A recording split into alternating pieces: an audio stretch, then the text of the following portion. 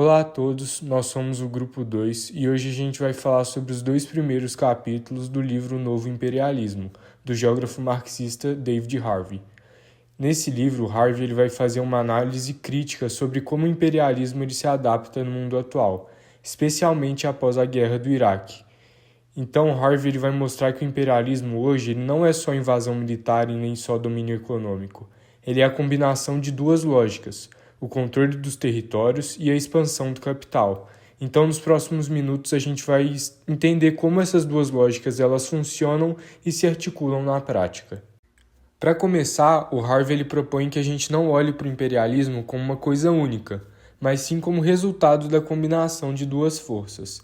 A primeira delas é a lógica do capital, que tem a ver com lucro, expansão dos mercados, circulação de mercadorias, investimentos e o fluxo financeiro. Essa é a lógica das empresas, do sistema financeiro e dos investidores, que querem que o dinheiro continue girando, crescendo e maximizando os seus ganhos. E a segunda é a lógica do território, que envolve controle político, domínio de fronteiras, presença militar e influência geopolítica. Ou seja, proteger os espaços estratégicos, garantindo recurso e mantendo o poder sobre certas regiões do mundo. E aqui vai um ponto central. Essas duas lógicas, elas nem sempre caminham juntas. Elas podem colaborar, mas também elas podem entrar em conflito. Por exemplo, às vezes uma decisão militar pode ser ruim para os interesses do capital no curto prazo, mas boa para o controle político de uma região. Esse jogo de tensão e complementaridade ajuda a entender as ações dos Estados Unidos, por exemplo, e de outras potências do mundo atual. Agora, para deixar isso mais claro, o Harvey usa a guerra do Iraque como exemplo prático dessa lógica imperialista. Na época, o discurso oficial dos Estados Unidos era: precisamos invadir o Iraque porque eles têm armas de destruição em massa. Só que isso nunca foi provado, nenhuma arma foi encontrada. Por trás desse discurso, o que de fato existia eram interesses muito mais concretos, que eram garantir acesso às enormes reservas de petróleo no Iraque, ter uma base militar estratégica no Oriente Médio e também mostrar a força para o resto do mundo depois do 11 de setembro, reafirmando a liderança dos Estados Unidos. Ou seja, aqui a gente vê claramente a junção das duas lógicas, a lógica territorial, controle militar, presença física, influência política na região, e a lógica do capital, controle dos recursos naturais, especialmente o petróleo, e garantir as condições favoráveis para os interesses econômicos dos Estados Unidos e das suas empresas. Isso não é algo isolado. Harvey ele mostra que esse padrão ele se repete em outras ações dos Estados Unidos e também de outras potências no sistema global. Falando um pouco agora sobre a história dos dois produtores de petróleo, David Harvey ele oferece uma análise contundente sobre as formas contemporâneas de dominação global exercidas pelas grandes potências, especialmente os Estados Unidos. Nos capítulos iniciais do livro, o Harvey apresenta um contraste marcante entre dois países com grande riqueza petrolífera, o Iraque e a Venezuela. Esse contraste ele serve para ilustrar como o imperialismo atua de maneira multifacetada, adaptando suas estratégias conforme o contexto político e econômico de cada nação. O caso do Iraque ele é emblemático. Após anos de sanção econômica severa impostas pela ONU e fortemente influenciadas pelo interesse dos Estados Unidos, o país viu sua infraestrutura social e econômica colapsar. A justificativa para a invasão em 2003 foi a suposta posse de armas de destruição em massa por parte do regime de Saddam Hussein. No entanto, Harvey desmonta esse discurso ao afirmar que o verdadeiro objetivo da guerra foi o controle das vastas reservas de petróleo iraquianas e a imposição de uma nova ordem geopolítica favorável aos interesses dos Estados Unidos, norte-americanos, no Oriente Médio. O petróleo, portanto, não é apenas uma commodity valiosa, mas um instrumento estratégico do poder. O controle de seu fluxo e comercialização permite aos países imperialistas moldar a economia global a seu favor. A guerra do Iraque foi, nesse sentido, uma forma de acumulação por espoliação, conceito-chave em Harvey, que descreve como o capital é acumulado por meio da desapropriação forçada, da violência e da guerra.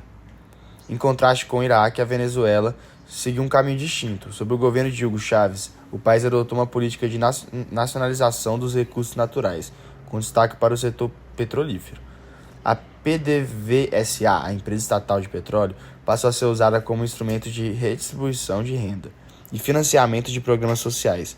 Essa tentativa de romper com a dependência histórica em relação aos Estados Unidos e ao sistema financeiro internacional foi encarada como uma ameaça direta à lógica do imperialismo. A Venezuela representa, então, uma forma de resistência à expoliação imperialista. Chávez promoveu uma política de soberania energética e buscou alianças regionais que fortalecessem a autonomia da América Latina. Essa postura, porém, teve um custo elevado: sanções econômicas, tentativa de golpe de Estado, campanhas internacionais de deslegitimação e a constante pressão para desestabilizar o regime chavista. Assim, enquanto o Iraque foi alvo de intervenção direta e teve seu petróleo colocado sob controle externo, a Venezuela buscou preservar sua autonomia e usar sua riqueza para fins internos, sociais e soberanos.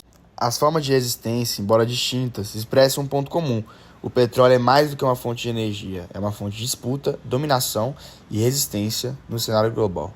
Um dos aspectos mais centrais discutidos por David Harvey no livro é a forma como os Estados Unidos constroem e mantêm o apoio interno e às suas ações imperialistas, em especial através da manipulação da opinião pública e do uso da mídia como ferramenta ideológica. Para que a guerra contra o Iraque fosse aceita pela população americana, foi necessário construir um amplo consenso interno. Esse consenso, como explica Harvey, não surge apenas pela imposição da força, mas é fruto de um trabalho ideológico constante que busca convencer a sociedade do que a guerra é justa, necessária e legítima. Após os ataques de 11 de setembro de 2001, o governo dos Estados Unidos aproveitou-se do medo generalizado para justificar ações militares. A guerra foi vendida como uma forma de proteger a democracia e combater o terrorismo, mesmo que as evidências fossem frágeis ou inexistentes. Assim, vemos um claro exemplo do que o pensador italiano Antonio Gramsci chamou de hegemonia, a capacidade de uma classe dominante impor sua visão de mundo por meio do consenso, não apenas da coerção. Nesse processo, a mídia desempenhou um papel fundamental. Em vez de exercer seu papel crítico, questionando as narrativas oficiais, investigando a veracidade das informações, os grandes meios de comunicação reproduziram de forma quase automática os discursos do governo. A suposta existência de armas de destruição em massa no Iraque foi apresentada como um fato consumado, mesmo sem provas concretas. As vozes contrárias à guerra foram marginalizadas e o debate político foi severamente limitado. A mídia, que deveria informar, acabou servindo como uma máquina de propaganda estatal, consolidando a ideologia imperialista entre os cidadãos. Além da questão ideológica, Harvey também destaca a dimensão econômica por trás da guerra. Ele propõe o conceito de acumulação por expoliação, para descrever como o capitalismo atual se sustenta, cada vez mais através da apropriação violenta de recursos, da privatização forçada e da despossessão de populações inteiras. Nesse contexto, a guerra se torna uma estratégia de negócios. Empresas no setor de defesa, reconstrução e petróleo obtêm lucros astronômicos com os conflitos armados. A destruição de um país como o Iraque abre espaço para contratos bilionários com empresas americanas, que assumem desde a reconstrução da infraestrutura até a exploração de petróleo. É o que podemos chamar de capitalismo de guerra, um sistema onde a violência e o conflito não são falhas do sistema, mas partes estruturais do seu funcionamento. Dessa forma, o imperialismo analisado por Harvey não se limita a uma questão de poder militar ou influência geopolítica. Ele é sustentado por um aparato ideológico e econômico que envolve a sociedade civil, os meios de comunicação e também as grandes corporações. O consentimento interno, a manipulação ideológica e o lucro com a guerra são peças-chave para compreender como o novo imperialismo opera no século XXI. Outro ponto importante, analisado por David Harvey, é a forma como o imperialismo estadunidense responde não apenas a interesses geopolíticos externos, mas também às crises internas do próprio capitalismo dos Estados Unidos. Essas crises, que se tornaram mais evidentes a partir de 1970, envolvem um conjunto de desequilíbrio econômico, político e social que ameaça a estabilidade do país e pressiona o governo a buscar soluções externas para os problemas domésticos. Harvey argumenta que os Estados Unidos enfrentam uma crise de legitimidade. A desigualdade social aumentou significativamente, os salários reais estagnaram e grandes parcelas da população passaram a se sentir excluídas dos benefícios do crescimento econômico. Ao mesmo tempo, o Estado passou a ser visto como ineficaz ou mesmo corrupto, incapaz de atender às demandas sociais básicas. Essa desconfiança nas instituições, gera instabilidade política, reduz o apoio do governo e alimenta movimentos de oposição, inclusive populistas e extremistas. Em paralelo, os Estados Unidos operam com déficits fiscais crônicos e um endividamento político privado muito elevado. A economia norte-americana sustenta níveis elevados de consumo, que não são sustentados por produção interna, mas sim por empréstimos, o que torna o país extremamente dependente de fluxos financeiros internacionais e do status do dólar como moeda global. Esse modelo econômico é insustentável a longo prazo e força os Estados Unidos a buscar continuamente novos mecanismos para se manter no centro da economia mundial. É nesse contexto que a guerra se apresenta como uma válvula de escape. O conflito armado, segundo Harvey, cumpre diversas funções, fortalece a indústria militar e gera crescimento econômico via gastos públicos, redireciona o foco da população para um inimigo externo e permite a apropriação de recursos estratégicos como o petróleo. Além disso, serve para reafirmar a posição dos Estados Unidos como potência global dominante, mesmo quando sua força econômica começa a mostrar sinais de desgaste. A guerra, portanto, não é apenas um instrumento de poder, mas um mecanismo estrutural de reorganização do capitalismo global. A noção de acumulação por espoliação é a chave aqui. Em vez de expandir o capital por meios produtivos, como investimento e inovação, as potências centrais, especialmente os Estados Unidos, recorrem à espoliação direta, privatizações forçadas, controle de recursos naturais, desregulamentações e guerras. Esse tipo de acumulação é violento, instável e predatório, mas altamente lucrativo para uma minoria.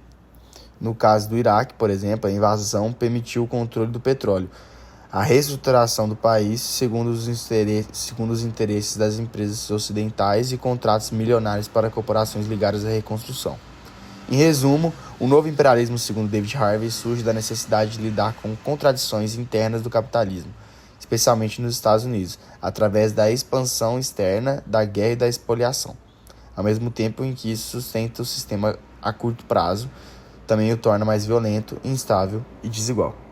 Uma parte essencial do argumento de Harvey é o conflito entre duas lógicas distintas, a do território e a do capital. No caso do Iraque, como exemplo, o controle militar garantido pelos Estados Unidos representava a lógica territorial, mas, ao mesmo tempo, empresas privadas atuavam ali guiadas pela lógica do lucro e muitas vezes de forma desordenada. Isso gerava bastante instabilidade, mostrando que essas lógicas não andam necessariamente juntas.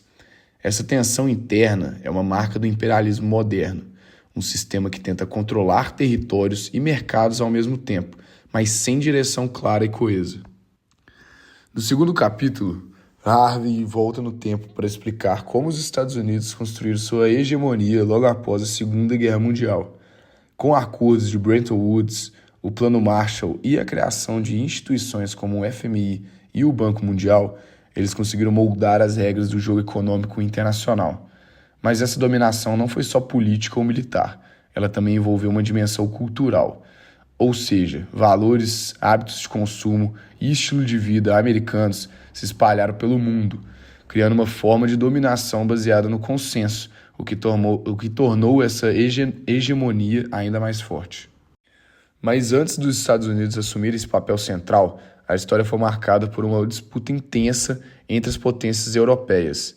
Harvey chama esse período de ascensão dos imperialismos burgueses. Países como Inglaterra, França e Alemanha usaram o colonialismo para tentar resolver suas próprias crises de superacumulação, ou seja, esse excesso de capital sem um destino lucrativo. Essa corrida por colônias não só aumentou a tensão internacional, mas também foi um dos fatores que levou às guerras mundiais. O imperialismo, nesse sentido, não é um acidente histórico, mas sim um componente estrutural do capitalismo em crise. Então, comentando um pouquinho mais realmente sobre essa crise do Fordismo, né, que deu origem ao neoliberalismo, como a gente sabe. Então, o Fordismo, né, na década de 1970, acabou entrando em colapso, né? Pode-se dizer assim. A taxa de lucro caiu, os mercados e o consumo se saturaram muito e aí o sistema viu que precisava se reinventar. Foi nesse cenário, então, né, que o neoliberalismo ganhou muita força. Então, Harvey mostra que o capital, para ele continuar se valorizando como estava, ele passou a buscar novos espaços e também formas de exploração. A globalização, a reestruturação produtiva, a abertura de novos mercados, é, e a flexibilização das relações de trabalho, e não só isso, como também a precarização do trabalho, né? Fazem parte dessa nova etapa de imperialismo mesmo, né? Que agora atua com tanques, menos com tanques, né? Pode-se dizer assim, e mais com contratos, privatizações e dívidas. Então é uma forma de exploração mais silenciosa, né? Mas nem por isso não necessariamente é menos violenta, né? Pelo contrário. Então, sobre, né, essa ascensão neoliberal, realmente a gente pode caracterizar essas décadas de 1970 a 2000 como realmente uma hegemonia neoliberal, né? Então, principalmente durante as décadas de 80 e 90, a hegemonia dos Estados Unidos se consolidou mesmo através dessa doutrina neoliberal. Então, com o apoio do FMI, do Banco Mundial, eles impuseram políticas de ajuste estrutural, principalmente para os países em desenvolvimento, né? A gente sabe disso, né, estando aqui no Brasil. Então, cortes de gastos públicos, abertura comercial desses países e também várias privatizações dos seus sistemas. O Harvey ele acaba interpretando isso como uma forma sofisticada de neoliberalismo, né? De imperialismo, perdão.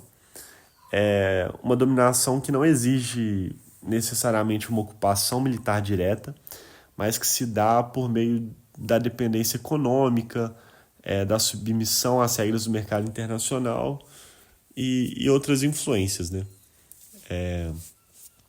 É uma hegemonia realmente baseada na imposição de um único modelo possível de desenvolvimento, que é o capitalista e o neoliberal. Um dos conceitos mais importantes que o Harvey ele traz no livro é o de acumulação por espoliação. Esse termo ele significa que o capital ele continua a se expandir, não só produzindo, mas também se apropriando daquilo que já existe, ou seja, terras, bens públicos, recursos naturais, até direitos sociais. Então, privatizações, despejos, exploração de territórios indígenas, tudo isso também entra nesse processo, nessa conta. E o imperialismo ele aparece como como se fosse um saque legalizado, que é feito através dos mecanismos institucionais que servem para beneficiar os interesses do capital globalizado. Um dos pontos que o Harvey cita com bastante clareza no livro é sobre o declínio da hegemonia americana. Ele fala que, apesar da força que os Estados Unidos ainda têm na potência, como uma potência global, ele aponta que a hegemonia do país ela está enfraquecida. As guerras recentes que tiveram, como a do Afeganistão e do Iraque, elas além de serem caras, elas não trouxeram nenhum dos resultados esperados. E também, ao mesmo tempo, outras potências mundiais elas vêm ganhando muito espaço, como a China e até mesmo a Rússia, além de diversas alianças regionais, como, por exemplo, o próprio BRICS. Isso mostra que o mundo ele está cada vez mais multipolar e que a dominação imperialista norte-americana ela já não é tão incontestável quanto foi no passado. E a gente consegue observar no livro também que, mesmo diante desse cenário complicado, o autor ele não é totalmente pessimista. Ele afirma que existem alternativas. Resistências elas podem vir tanto de governos quanto de movimentos sociais, como, por exemplo, ações indígenas, lutas ambientais, feministas, antirracistas. Todas essas frentes elas compõem o que ele chama de contra-hegemonias. Então, elas são formas de contestar a lógica imperialista e construir outros caminhos baseados em solidariedade, justiça e sustentabilidade. Mas a gente sabe que para esses caminhos eles terem a oportunidade de ganharem espaço mundialmente e se consolidarem como um valor, eles precisam é preciso fazer uma crítica profunda e global ao sistema capitalista. Então, né, eu acho que depois dessa discussão bem aprofundada, né, sobre realmente esse imperialismo, a gente chega à conclusão que a principal ideia do livro é que o imperialismo hoje é um fenômeno que une capital e território, né? Não dá mais para, tipo, separar a política interna de política externa, e muito menos economia de guerra. Tá tudo muito junto, muito unido. E os Estados Unidos ainda são considerados a peça central de todo esse sistema. Mas eles enfrentam cada vez mais contradições e resistências. Tem crescido bastante no mundo. Então, Harvey ele consegue provocar o leitor a pensar em formas de superação, né? Isso exige não só entender essas dinâmicas, mas também se organizar coletivamente, sabe? Se juntar em grupos que só assim o impacto de cada um vai ser maior dentro dessa resistência contra o imperialismo moderno. Então, tem que ter solidariedade internacional e realmente uma crítica firme a esse processo e não deixar ele mascarado. É isso. Muito obrigado.